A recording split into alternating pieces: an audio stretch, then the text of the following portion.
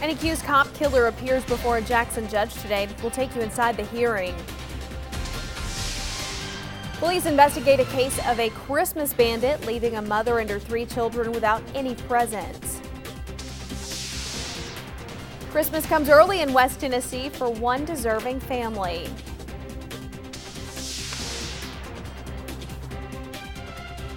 Meteorologist Chelsea Ambry says the warming trend takes us into the weekend, as does the chance for rain. She'll have the details in the forecast.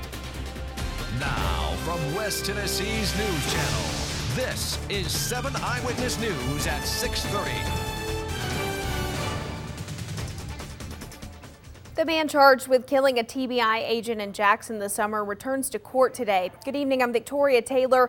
A judge rules he'll undergo more mental evaluations. WBBJ 7 Eyewitness News reporter Mallory Cook takes us inside the hearing.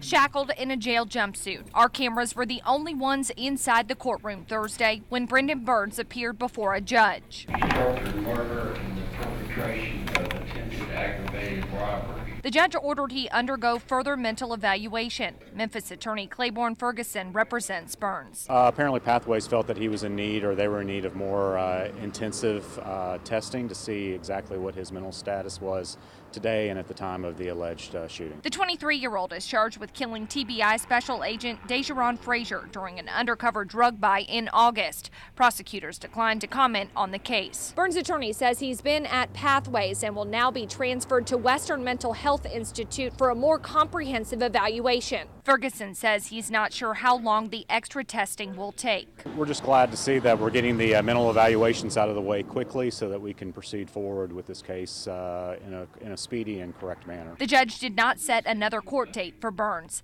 In downtown Jackson, Mallory Cook, WBBJ 7 Eyewitness News. Burns is currently being held at the Madison County Jail without bond.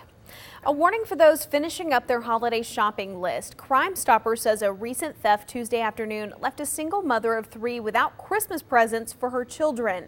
Officers say to make sure you lock your doors and don't forget to put your items in your trunk or cover them in the back seat. There are even some precautions you can take in your own home if a burglar were to come in. Don't put your expensive gifts under the tree. Don't put a big diamond ring or something that's pretty expensive because these thieves know. They know this stuff's under the Christmas trees, and you want to hide it real good or just keep it up until actual Christmas Day.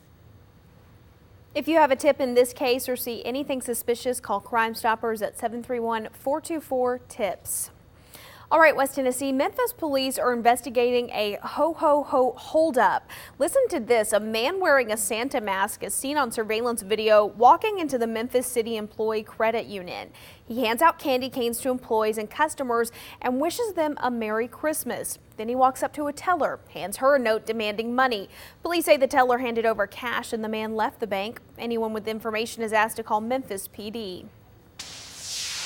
Across the state, a federal lawsuit has been filed in the Chattanooga school bus wreck that killed 6 children. The lawsuit says bus driver Jonthany Walker had a, quote, sadistic habit of driving recklessly and slamming on brakes to discipline the children. It accuses Hamilton County Schools, the district transportation supervisor, and Durham School Services of failing to take precautions to prevent the crash and being, quote, deliberately indifferent. Knoxville police say a 13-year-old girl is in stable condition at UT Medical Center after being hit by a mirror of a school bus this morning.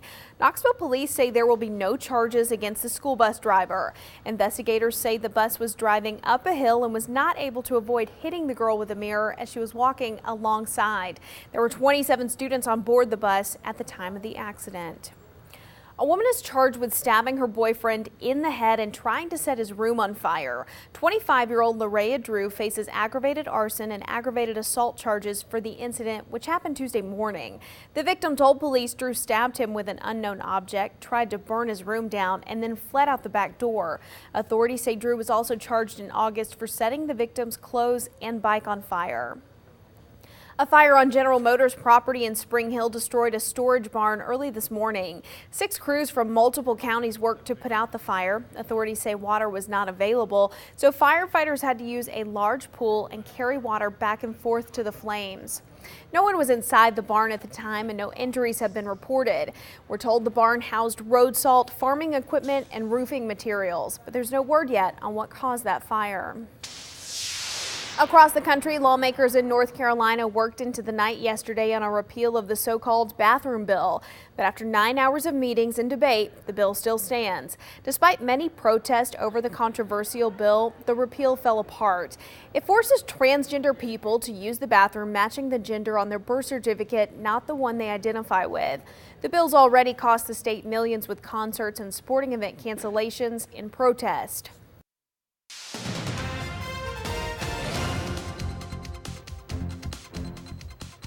Well, right now across West Tennessee, we're still rain-free, but there is a chance for some rain to move in, especially by the time we get into tomorrow. So here's the Viper 7 Doppler radar.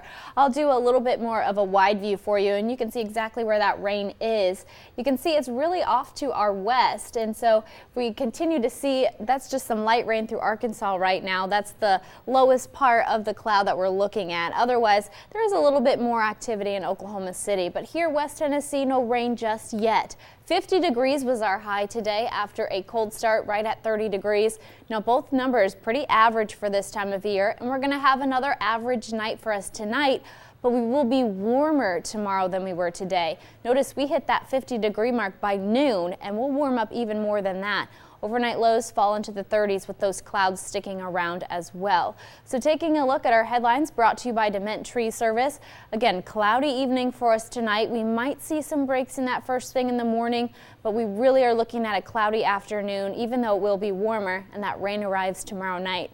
I'll have more details on the extended forecast in just a few minutes. Victoria, back to you.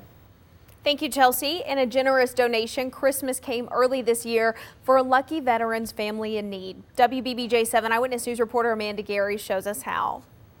After I found out yesterday, I broke down crying, and you know, my wife looked at me and she says, "I told you, everything's going to work out. You just got to stay strong." Justin Jones, his wife and son, received the gift of a car today, thanks to the donation of a Henderson resident and the shared efforts of Tennessee Homeless Solutions and the VFW of Lexington. A concerned citizen had a vehicle that they weren't using anymore. Wanted to give it to a veteran family that needed help. Initially, Jones walked into VFW looking for employment he could walk to from his home because he didn't have a car. One minute I'm doing that, next minute I'm getting a call, and I ain't got to walk no more. Jones says there was a point in which he considered himself to have hit rock bottom, but with his military mentality to never give up and the motivation of his family, he considers himself blessed this Christmas. Everything reverts back to them too, because honestly, I wouldn't be who I was without my family, and that's who keeps me going, in all honesty, ma'am.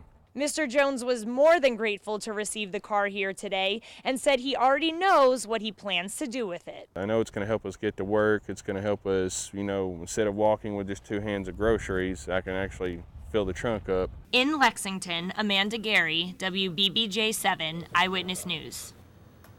Tennessee Homeless Solutions and the VFW of Lexington say they were thrilled to be a part of that generous donation. Today, the Jackson Transit Authority offers free rides to those finishing up their Christmas shopping. JTA employees say the days leading up to Christmas are their busiest days of the year. Today, with the help of Vancor South, all rides are free. And tomorrow, it's 25-cent day, which means each time you board the bus, it's only a quarter per ride. Jackson Transit Authority has a large ridership the 2 days before Christmas. So we tried to lessen the load financially for our riders, and that way we provide the 25-cent day tomorrow. If you have questions about routes or bus schedules, you can call JTA at the number on your screen. Still ahead, when and where you can catch a meal, take a hike, or see a film over the holiday weekend. The world's busiest airport expects a record-breaking turnout for travelers this year.